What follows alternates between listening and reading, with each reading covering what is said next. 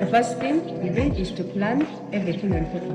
Like, for example, you have to plan which type of population you're going to use, which type of floor are you going to design, which type of walls. Okay, like the number of rooms you want, anything like that. That is planned. Then you have to collect the materials and tools. For example, the materials and tools.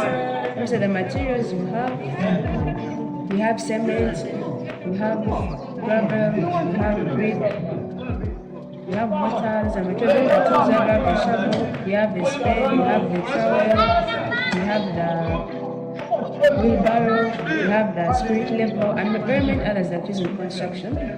Now, once you're finished planning, like giving your sketches of the design you want, then you come to the construction site.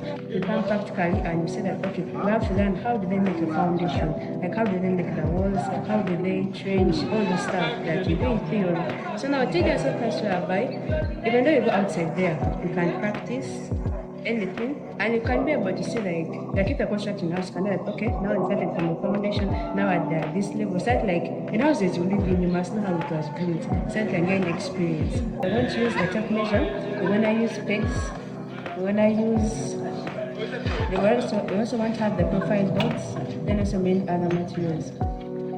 Now when you're going to start with the setting out the parts, you're going to get a tape measure, plus your pegs, and demarcate like, okay, this part goes to that part, this part goes to that part. That is setting out. Then you're going to go to digging trenches. Now for digging the trenches, that helps us in making the foundations. Remember, you have to make the foundation. Not the building is going to set to do construction of the street foundation. So now, as we're doing this construction of the street foundation, the materials you need, that's the cement. You need cement. You need water, you need gravel, you need sand for the materials.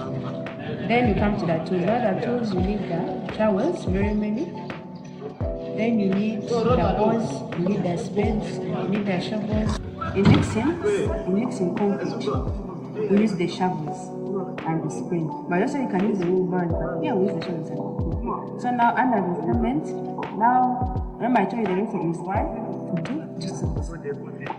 Now from here right now, what we did, we got 4 shovels of cement, then we added the 4 shovels, we added 12 shovels of sand, then we mix them together. Now you mixing them together, like you just put them there, so you cannot mix. So you have to mix them whereby you transfer from this part to bring it to this part, using the spade and the shovels, like that.